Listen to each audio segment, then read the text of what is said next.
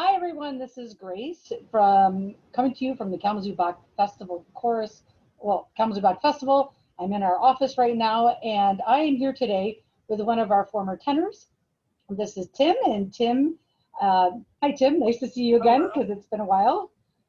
I just wanted to ask you some questions about how did you get involved with the Kalamazoo Bach Festival chorus, and what got you to this point where you are now.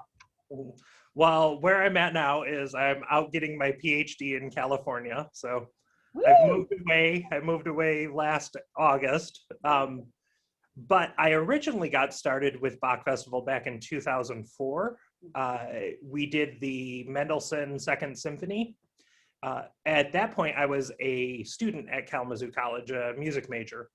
And Jim would always have the college choir join up with the Bach Festival choir in the spring, and then you're referring to Jim Turner, our former choir. Yeah, Jim Turner. Yep. We would get to do those big works together in the spring. So got to do Mendelssohn Second Symphony, Handel Messiah, Mozart Requiem, B minor Mass, and then after college, I was around for a couple years, and I just kept on because it's a really great thing to do. I mean, it's a good group of people. You get to sing some awesome music. It's a really great routine to have on Tuesday night. Just show up and for 3 hours sing. I put a pause in your life and just enjoy. Especially if you're not a music major and you want to continue on with music as your hobby. It's a great way to do it where it's not taking up a lot of your time, but it's enough time where you can get that in your life for that, 1 day a week or 2 days a week. And there's strong enough singers, and there's people who are so well trained in Bach Festival that you are going to do well because they're around. Yes, and they will hear you, and they will say something. I like to think that I'm one of them, but at times, you definitely are one of those. I should say you were, since you're not here anymore. I'm not here anymore. It's really great to have that kind of relationship with people in your section where, hey, I don't really know this. I remember the first time I did B minor Mass, and it was like, what the heck is going on? Yeah. This is the hardest music I am ever going to sing. And Howard Techma was in the choir at that point. He was like, just follow me. Just follow me. I'm like, okay, I'm doing it. So we had some really great performances. And then in 2009, I moved away for a job. And I lived in Dallas and then Detroit. And in 2016, I moved back to Albion, my hometown, for a job there. And hey, it's 45 minutes. It's not that far. I'm going to sing some really great music. I'm going to sing with some really awesome people. So I joined back up in 2016 and stayed until I left to get my PhD in August of 2020. I can't hear you.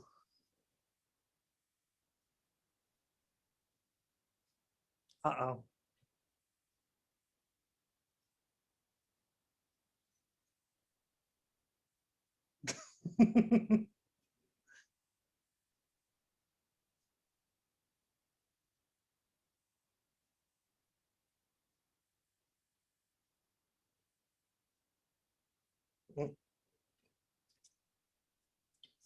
Unless it's me. Is it me?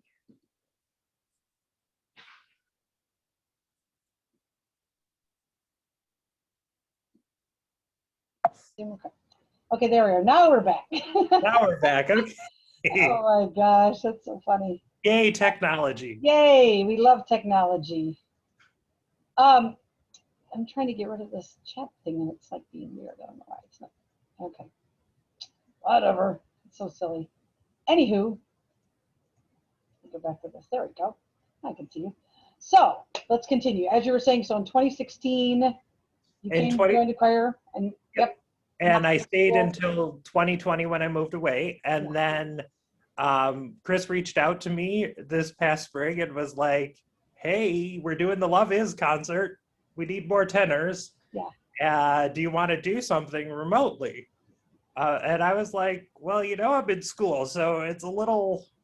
But luckily, a whole bunch of the music I had done, a few of them really recently. So I picked the ones that I had done really recently, so I wouldn't have to practice a whole lot because I couldn't commit a ton of time. So it was kind of fun. I did a couple rehearsals via Zoom. With Chris, you mean, or? With Chris, yeah. Oh, nice. That's nice. Yeah, He did that. I hopped on some of the we did the bigger ones. Yes. Yeah. So that was fun. And then I recorded myself, sent in the audio, and COVID stinks. Yeah. But it did present this opportunity that I wouldn't have had otherwise. Right. That's true. It's not, and it's been, I have to say, it's been quite the eye opener when you really do listen to yourself and you have to record and you listen back and you're like, oh wait, I'm a little off there. Let's re-record this like 7, 8, 10 times. Yeah. Well, it got to the point where like there were a couple parts that I was like, he's just gonna have to like mute me at that point. Turn it down a little. I'm a little off pitch there, but you know. Oh, I know. That was driving me nuts where I thought I was in tune, listening to the music and then recording myself. And then I played back. I'm like, why am I so flat? Yeah. And part of it, I was like, I know, it was horrible. And also, I was like recording it in the office at times just because I could be really loud in here and there was no disturbance whatsoever. And sometimes I'm like, oh, that sounds great. And like, play it back, like, oh, it's a little off. Do it again. Yeah. I had the same experience. So I was actually quite surprised. I was like, ooh, I'm a little more pitchy at times than I thought I was. Exactly. Or it's like the sound wasn't open enough, or I don't know. It's like sometimes I would shift to different, I'd go, some of the songs were like really in my break. So I was trying to like get above it or below it. I'm like, where am I supposed to be? And it's hard to hear it until you play it back. Mm-hmm. Yeah, or like you start to get up in your range and you're like, ooh, my technique wasn't so good there. Good, no. Ooh, I might need to practice that part. Okay, let me ask you this. What would you say is one of your, I know there's lots of pieces you love, but what would you say is one that really stood out for you that you enjoyed, was probably the most challenging or the most fun for you? Which pieces would you say that would be? So the most challenging would be the Walton that we did. That one kicked my butt. I was a music major in college. I can read about the Belshazzar's Feast, right? Yep, the Belshazzar's Feast. That was a toughie. I was really surprised by that. By the end of it, I started to like parts of it, but it was difficult. Parts. The operative word, yes.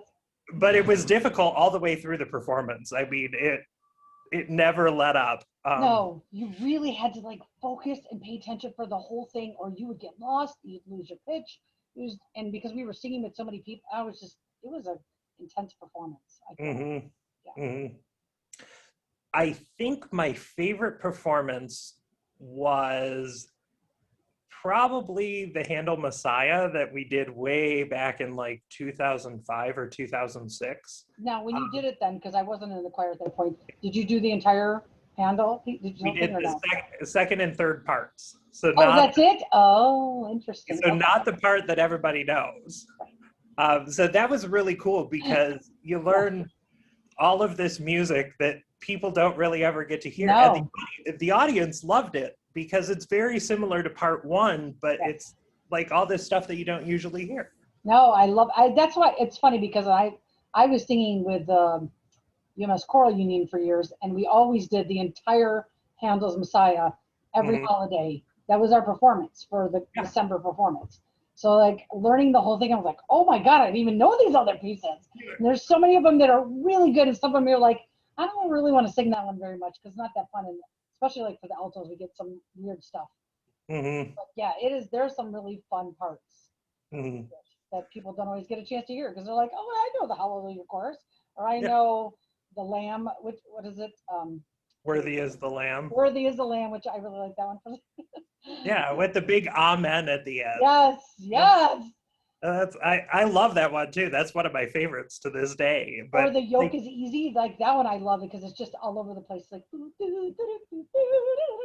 it's fun. Yeah, what's the other one? All We Like Sheep. Oh, that is a fun one. I do like All We Like Sheep. That's Yeah. hilarious. So there's some really cool choruses in there that you just don't hear. No. So I was really in love with that one. If I had to pick my favorite performance from this recent time I was with, Yeah. Carmina Burana. Oh, that was fun. How could you not love? No, it's a fun piece to perform. It's just like, Yeah. holy crap, this is big. And it's just booming and so And good. it's the right amount of challenging too. Mm-hmm. It's like it's got these beautiful melodies and really wonderful chorus work. Yeah. And for the most part, it's not horribly difficult, but there are times that you're like, wow, like the acapella men's part. Oh, that's a tough part. Yeah. Whoa, I was really surprised. I was like, I haven't done this in a long time. And like here's this huge orchestra that's just going, and then all of a sudden we're acapella men. Right. And you're like, whoa. And it's okay. funny because when you say Carmina Burana, most people are like, what's that piece? You're like, you know it. Everybody knows when they hear the first movement of it. Oh, I know what that song is. But like the other movements are so different. They're not the same. So it's just, and some of it's so pretty. It's so pretty and beautiful. We're actually going to be doing something coming up in June. I don't think it's been announced yet, but we're talking about doing Foray's Requiem. So maybe, I know, it's one of my favorites. I'm so excited. I can't read it. Clutch my pearls for that. I know you may have to, well, this one I think we're not sure how we're going to do yet. So I'm not going to talk much until it's decided, but I'm really excited about doing Foray's Requiem because it's just one of my favorite requiems. I've done it once, and it's been one of those pieces that I've always wanted to get back to. It's so beautiful. Oh, it's so pretty. I think I did it in, I don't even remember when I did it. I don't know if I did it in high school or if I did it when I was with Corey. When I did, I was just like, what is this? It doesn't feel like a requiem. It's just so gorgeous. Like most requiems, I mean, there are pretty requiems. I'm not saying they're not, but it's about death and all this stuff. So you're just like singing all these beautiful words, but I'm really singing about, it's like a whole service of death. Mm-hmm. So the last movement of that, the In Paradisum, that I want that to be sung at my funeral. Oh, it's just so beautiful. Although I'll probably die before you, so I can't sing for you. Yeah. I's older than you. Not much, just a year or two. Yeah, sure. Okay. Move along. So what? Let's see. What else? So you said you sang with. Did you sing with the Kalamazoo College Singers when you were at K College as well? I did. Yep. Yeah. Okay. Both the singers and the chamber choir. Okay. So there were times that I was singing in like 3 choirs all at once. Wow. But as a music major, it makes sense. Like you're supposed to be in multiple groups, but it does get a little hairy-carry at times. Crazy. And we did some cool stuff then, but it was more of the small chamber stuff. So like Rejoice in the Lamb, we did that. The really cool big stuff that everybody's like, ooh, choral music. Yeah. That was Bach Festival, and that was always fun. I've always enjoyed choral music. I mean, I don't know. I think for me, and I did study music for a while formally. That wasn't my major in college. I did go back and I was going to do like a whole voice major thing, but I really like that it's a community thing, and then you really have to, and I love the harmonies and the melodies. And I think as somebody I've been an alto my whole life, so I've always sung, the harmonies. So and as a tenor, like you really have to listen as well. Yeah. You just get develop that good ear. Mm-hmm. And so when you hear, like when I've done some Benjamin Britten stuff, which I was just like, whoa, what is this? Or other pieces where it's more modern pieces that have a lot of atonality is really difficult and challenging. But because you have that structure, I feel like it's a little bit, I guess, somewhat easier when you're doing those types of pieces. But choral music to me is fun. I mean, most of it is sacred, but when you do some of the secular stuff, it is a little odd and interesting. Yeah, it's a little different. It's something new and exciting. That's I like, one thing I like about Chris is he's kind of pushed the envelope with what what music, I mean, as a choral singer, like I could sing so much of the repertoire pretty much from memory. Well, Right. maybe not from memory, We've but sung with so many of them over the years of yep. high school, college, community choirs, right, right. Like I could sing the first part of Handel's Messiah. Oh God, yeah, no I problem. don't I even could think probably I sing need the most of it score for that. without my book now. Yeah. Yeah. Just Just like, like, hey, I remember this. or It's like even muscle or memory. even Mozart Requiem. You do it Yeah. 2 or 3 times, and all of a sudden you're like, okay, we'll get out the. I even have my score. It's marked. I don't have to mark half the stuff anymore. Right, Um, right. that's. But when you start to push into other stuff, I was really disappointed last year that we didn't get to do the Vaughan Williams. Oh yes, the transmigration. No, that's not. Sorry, that's a different piece I'm thinking of. It was What is it? I have it here, and I just haven't. oh the Unknown Region. Yes, that's it. Thank you. Yeah, I Yeah, that was looks very interesting. I know. I'm sad we didn't get to do it either. And then the deafness and Chloe thing. That was yeah. interesting. Yeah, so I really am enjoying pushing that envelope, and I think audiences are finding it really interesting too. I know the Walton, the Belshazzar's Feast, Mm-hmm. um, my parents came to, and I was like, you might not like Different. this one. This is a little. It's Well, not like typical choir music. Yeah. they ended up loving it because it was the orchestration was so diverse. Yeah. And it really was a story. It was an Mm-hmm. entire story that was built together instead of just pieces. Here's a piece, here's a piece, here's a piece. So they're connecting with music differently, which is really cool. And then we still do these traditional Bach pieces. And I think back to, what was it, 2019 with the KSO, we did the first part of the Christmas cantata. Yes.